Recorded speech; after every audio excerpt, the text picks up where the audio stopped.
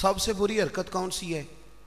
سب سے بری حرکت یہ ہوتی ہے کہ لڑکے اور لڑکیوں کا جوش و خروش سے شادیوں پہ جانا، اور پھر مووی والا آتا ہے وہ لڑکیوں کی عورتوں کی مووی بھی بناتا ہے، اور اب تو اللہ خیر کرے مووی کو ویسے ہی لوگوں نے فرض کفایہ سمجھ لی ہے، اللہ معاف کرے، ہر آدمی نے ہاتھ میں موبائل پکڑا، اتنا ضروری کام ہے یہ؟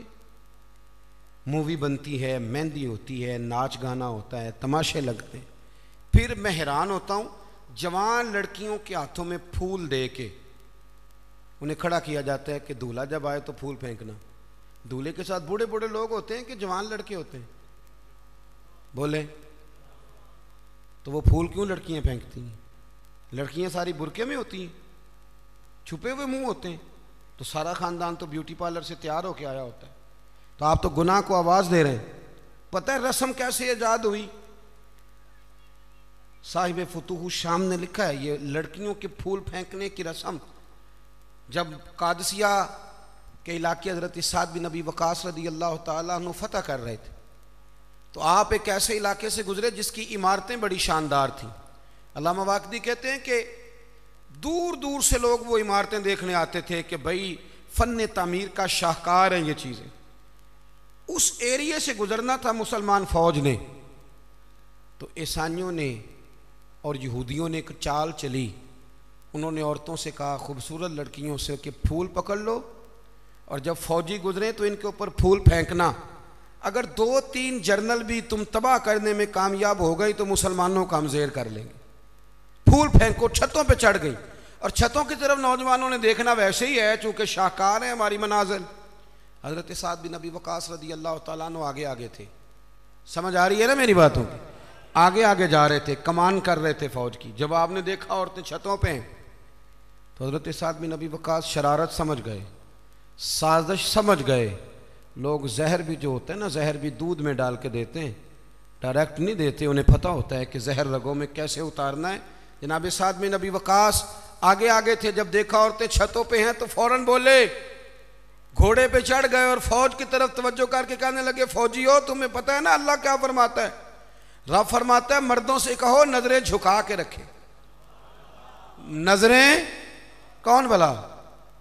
جی مومن مرد، قرآن مجید نے حکم دیا کہ مومن مرد نظریں، اس کا مطلب ہے مرد وہ نہیں ہوتا جو اکڑ اکڑ کے چلے، مرد تو ہے ہی وہ قد اونچا ہو نظریں جھکی ہوئی ہو، مرد کہتے ہی اسے۔ مردوں سے کہو نظریں جھکا کے رکھیں۔ 10,000 فوج تھی، عورتیں پھول پھینکتی رہیں، 10,000 فوجی گزر گیا پر ایک نے بھی نظر اٹھا کے نہیں دیکھا۔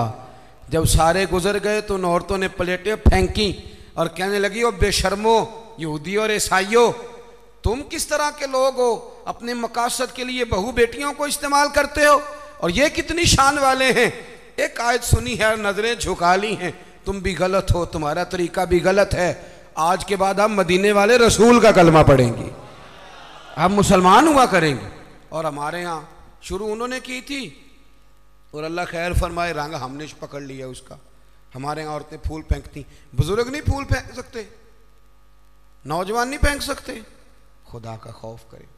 اور پھر مرد عورتوں کا اختلاط ہوتا ہے، اور پھر اس سے آگے شادی کے بے پناہ خرچے، بے پناہ قرضہ اٹھا کے شادیاں کرتے ہیں۔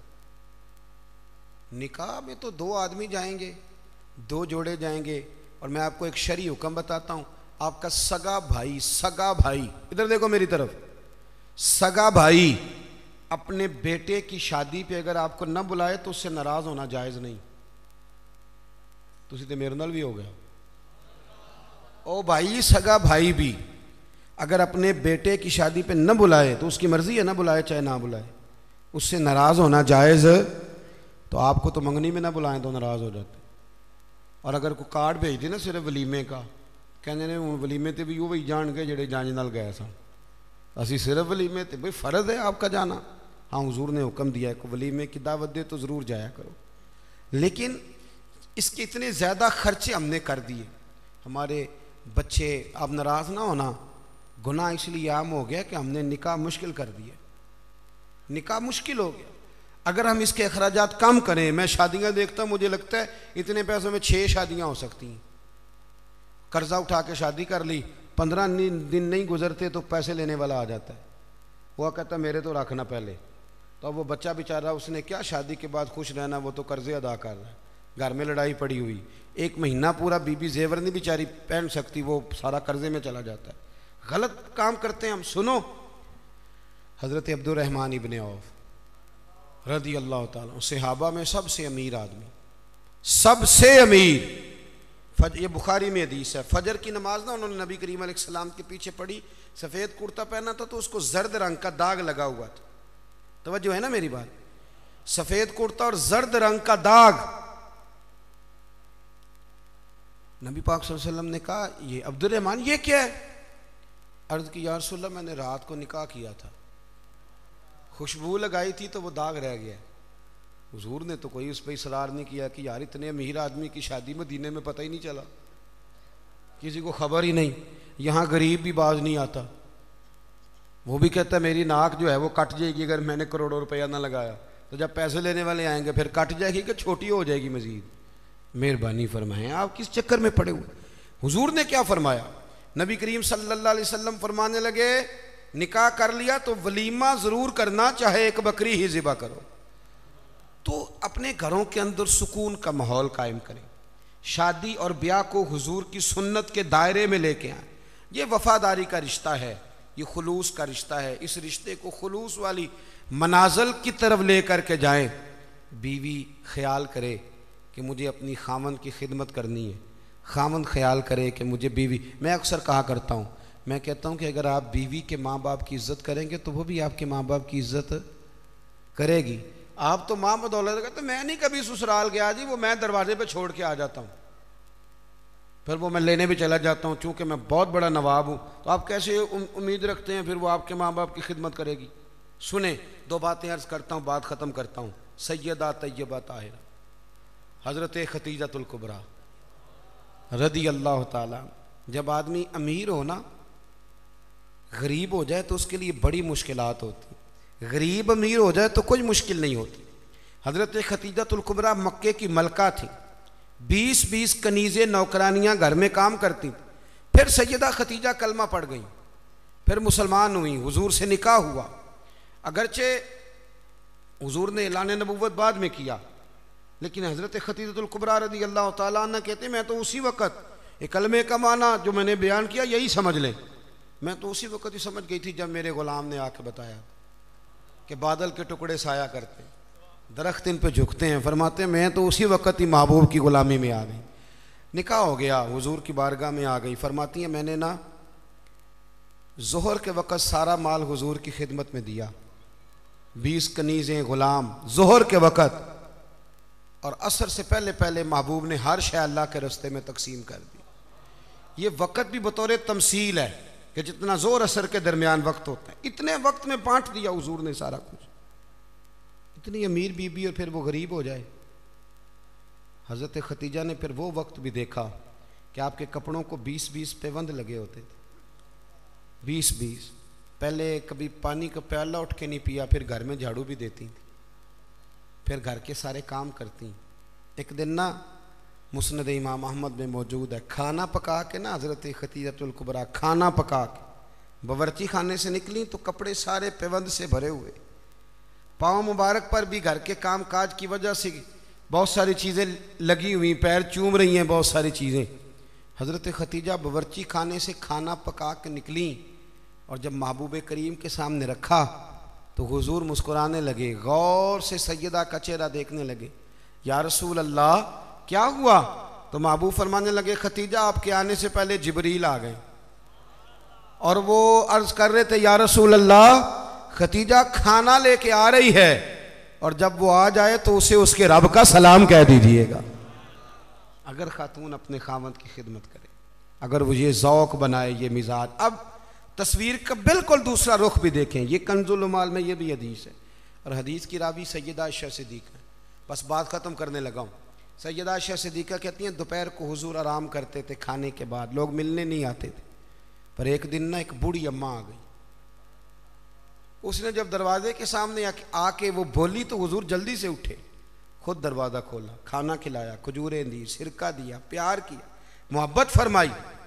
حضرت عائشہ صدیقہ رضی اللہ تعالیٰ عنہ کہتی ہیں یہ میں نے انفرادی رنگ دیکھا، باقی ہر ایک سے شفقت کرتے تھے، پر یہاں میں نے حضور کا انداز جداگانہ دیکھا۔ جب جانے لگی تو حضور نے تحائف بھی دیے۔ میرے دل میں خیال آیا حضور اب جائیں گے، رات کو واپس آئیں گے تو پوچھوں گی کہ یہ اماں کون ہے، لیکن محبوب تو لیٹ گئے۔ کہتے میں قریب گئی، قدموں میں بیٹھی، میں نے کہا یا رسول اللہ یہ کون تھی خاتون، آپ نے بڑا ہی پیار کیا۔ کہتی حضور اٹھ کے بیٹھے تو آنکھوں میں آنسو تھے۔ میں نے کہا یا رسول اللہ کیا ہوا؟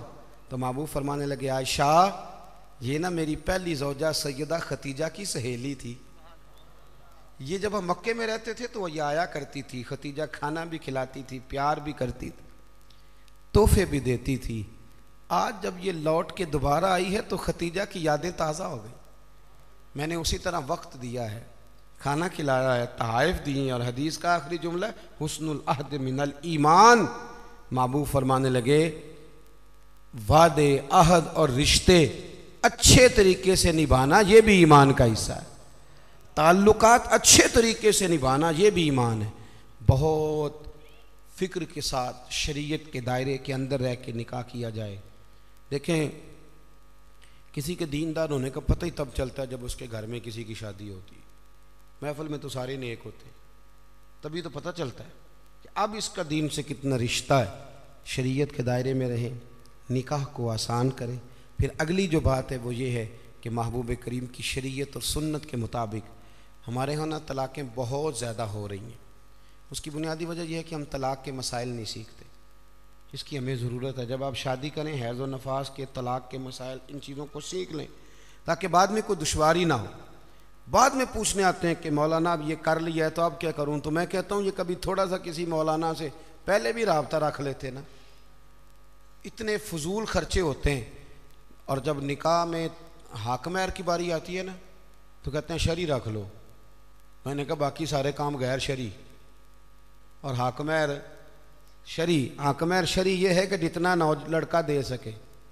ایک صحابی نے اپنی بیوی کو حق مہر میں پورا باغ بھی دیا تھا، جتنا کوئی، یہ کوئی نہیں ہے 32.5 روپے پتہ نہیں کہاں سے نکل آئے ہیں، کوئی ان کا تعلق نہیں ہے، جتنا خامد حق مہر حیثیت ہو اتنا دے۔ اور مولا علی شیر خدا رضی اللہ تعالیٰ عنہ فرمایا کرتے تھے جس کو دائمی بخار ہو اترے نہ، کسی بیوی کے پاس اگر حق مہر کے پیسے پڑے ہوں تو برکت والے ہوتے ہیں، ان سے پیسے لے کے، چاہے بعض علماء کہتے ہیں اس کا یہ معنی بھی کر لو کہ اپنی جیب سے دے دے، حق مہر والے متبرک ہیں وہ لے لے، کہتے تھے ان پیسوں کا شہد خرید کے پیو، پرانے سے پرانے بخار میں بھی اللہ شفا عطا کر دے گا، اس لیے کہ وہ برکت والے پیسے ہیں۔ میں دعا کرتا ہوں اللہ ہماری اس عزیز پہ کروڑوں رحمتیں فرمائے، اللہ کریم ان کی زندگی کے سارے معاملات میں آسانی فرمائے۔ آپ کی محفل اگر جاری رہے گی بڑی اچھی بات ہے، محفلیں تو سرکار کی ہیں۔